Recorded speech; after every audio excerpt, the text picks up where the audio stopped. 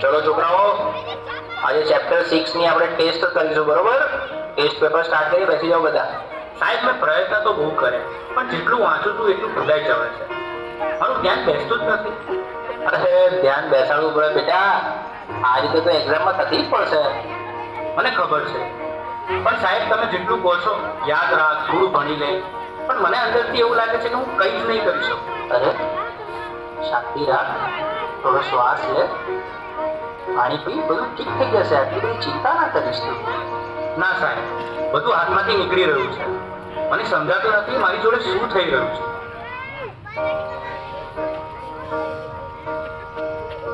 હું ક્યારેય વાતને સિરિયસલી લેતો જ નથી. દરેક વાતમાં મજાક. હું તારી સાથે હંમેશા ફસાઈ જાઉં છું. અરે પણ હું શું બોલ્યો? હવે આપણે સામાન્ય વાત તો કરતા હતા. તને આ બધું ઉકેલી અને મજાક લાગે છે, પણ જે વસ્તુ મને નથી ગમતી એને પણ તું મજાક માને છે. હવે સવાલ નથી. અરે આટલી નાની વાતમાં આટલું બી રિએક્ટ કેમ કરાય છે? આજે તું બી અજીબ જ બિહેવ કરી રહ્યો છો. શું થયું? મને પોતે જ સમજાતું નથી. બસ મારું મગજ હવે ચાલતું નથી. મને યાર થોડો સમય એકલો રહેવા દે. બેટા, સ્કૂલમાંથી આવી ગયો? ખાવાનું રેડી છે? ચાલ પહેલા ખાઈ લે, પછી થોડું રિવિઝન કરી લઈએ. બસ મમ, રિવિઝન, હોમવર્ક, માર્ક્સ, દરેક વાતમાં તમે ભણવાનું કેમ વાત લઈ દો છો? એના સિવાય બીજી કઈ વાત જ નથી હોતી તમારી પાસે. અરે એમાં હું ખોટું શું બોલી? હું તો તને ફક્ત મદદ કરવાની કોશિશ કરી રહી છું. મદદ કે પ્રેશર? હું સવારે ઉઠું ત્યારથી રાત સુધી મારી ઉપર બસ કામ કામ કામ. અરે મને શ્વાસ તો લેવા દો. મને તો આવું ક્યારેય ના લાગ્યું કે તને આવું લાગે છે. તું ઠીક તો છે ને?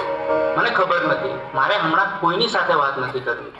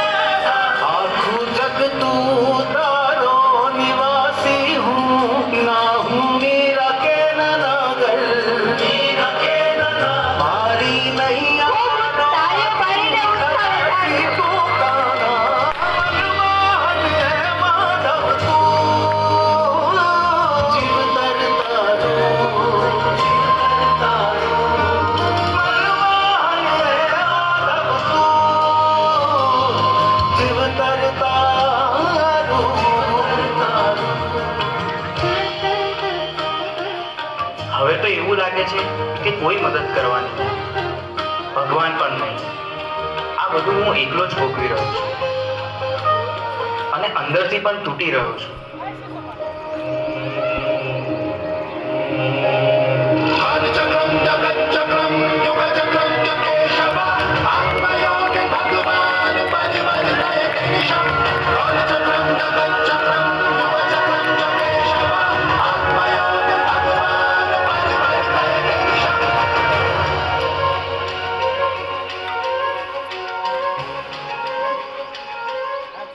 શા માટે તું આટલો ગભરાઈ રહ્યો છે? તારી સામે કોઈ દુશ્મન થોડી છે. તું માત્ર તારા મનથી થાકી ગયો છે. મને ખબર નથી હું શું કરું. મારી સાથે દર વખતે ખોટું કેમ થઈ રહ્યું છે? તારી સાથે ખોટું નથી થઈ રહ્યું. તું પરિસ્થિતિઓને ખોટી રીતે જોઈ રહ્યો છે.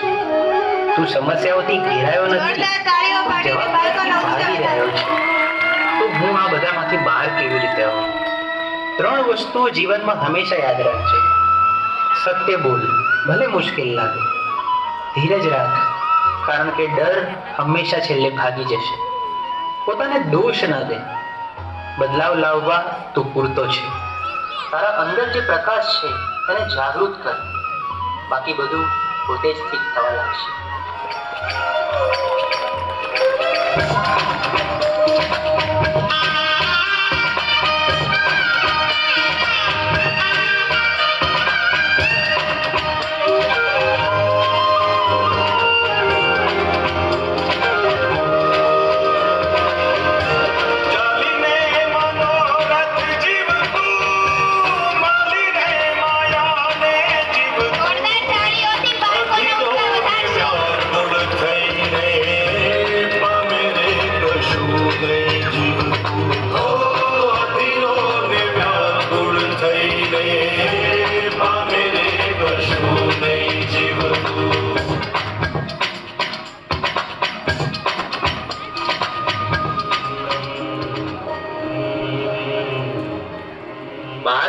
એવું નહોતું.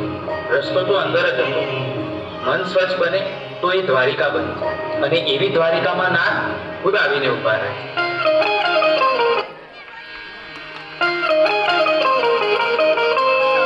હે યશોદાનો લાલો મારો, રાજા રણ છોડ છે. એણે મને માયા લગાડી,